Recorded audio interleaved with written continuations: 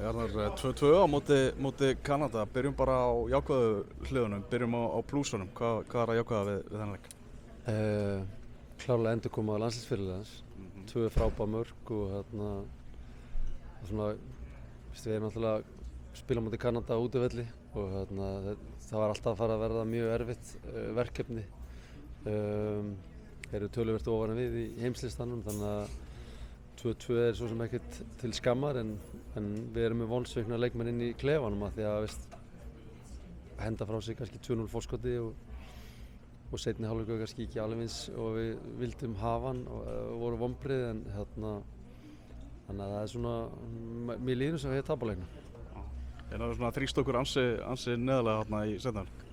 Já, það var, fyrir mig að seinni hálfleikur byrja allt í lagi og svo náttúrulega fá þeir bara gefins víti og það var náttúrulega eins og allir sem að spila þennan leik og horta þennan leik, það gefur kraft og innspýtingu og áhorfendur fara aðeins að láta í sig heyra og það var, en við þurfum bara að læra líka að kannski að, ég ætla ekki að segja brotnanlega, það er ekki alveg það, en bara að þola kannski smá mótlæti, lesa eins betur í leikinn og hvað þarf til að sigla bara sigrum heim við erfiðar aðstæður og mögulega þá kannski taka bara fleiri lengri bolta og færa liðið aðeins ofar en mér fannst þess að þeir kaffarðu okkur alveg inn í okkar eigin vítateig í fulllanga tíma eftir fyrsta markið og svo reyndum við að breyta til en þá fengum við annað víti sem þetta var víti, pjúra víti og klaufalegt á okkar halvu.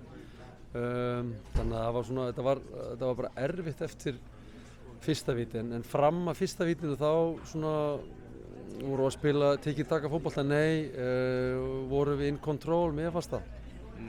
Það gekk allt nokkurn veginn eftir uppskrift í fyrri hálfleiknum?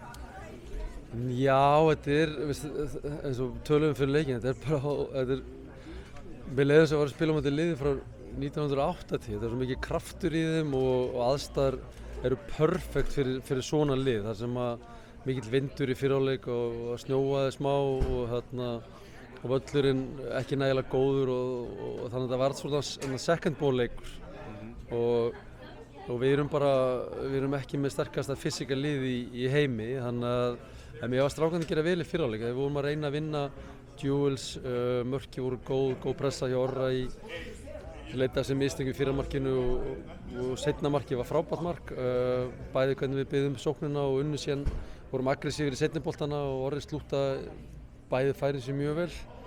Þannig að fyrri hálfleikur var bara sterkur. Þetta eru á þessu leveli, það er bara erfitt að spila útivelli. Við erum búin að spila marga og mismunandi útileiki á móti sterkum þjóðum og þannig að fyrri hálfleikur er vel hægt að lifa með.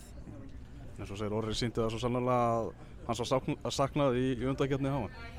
Já, klárlega. Það sýndi bara gæði sín, okkar fyrirliði og leiðtogi og þannig að það var bara sárt að hafa hann ekki í undankeppninni en svo undankeppnin er búin og núna bara hefst nýri kafli með hann innanborðs og þannig að vonandi bara helst hann heill sem að engin ástæða til að halda en annars og þannig að hann er bara hrikalega öflugur leikmaður fyrir okkur.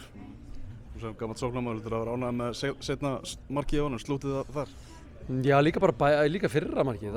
Þú hefur svo mikið tíma að komast einn inn fyrir og allan tíma í heiminu til að láta ekki of margar hugsanir vera truflaðið en hann var greinilega löngu búinn að velja sitt horn og var rólegur og yfirvegaður og sama skap í seinna markinu, aggressív pressa frá Mikka þannig að þetta var svona á jákvæðu nótunum en svo líka sáum við þegar hann fer út af að þá svona datt aðeins úr kannski svona alternatives að vera með svona kannski outlet þegar við vorum í lágvörn og þurftum að færa okkur framar og þá vantaði kannski aðeins meira outlet til þess að færa liðið ofar en góða 65 mínútur hjá honum í dag. Byrjunarliðið hjá þér, maður sá að það var svona samfella frá Úkraínuleiknum þeir sem að byrjuðu þann leik og eru með þessu verkefni, þeir voru í byrjunarliðinu í dag. Já, Úkraínuleikur var taktist, var sterkur í 82 mínútur og svo kom einhver föst leikættir, þannig að mér varst leikmenn fá skilið. Það er líka gott eftir svona vonbrigði að fá aðeins að koma að núllstilta sig og byrja aftur. Þetta var ekkit disaster sá leikur og svo leikum við Binna að vera með smá physicality hjá okkur vantar kannski svona pjúra nýjur í þessum glugga út af ástæðum sem vel er kunnugt. Menn að spila með 12 landsliðinu og sumur eru meiddir og svo framvegis, þannig að þeir stóðu sig bara vel. Það eru margar breytingar á byrjunarliðinu í næsta leik á móti Haítí. Já, ég gerum ráð fyrir að við leyfum einhverjum að fá mínútur og sumir kannski þurfa að hvíla næsta leik út af bara ástæðum sem ég talaði um í aðdraganda leiksins varðandi meiðsli og mikið leikjaálag og þess háttar, þannig að við munum klárlega sjá einhverjar breytingar.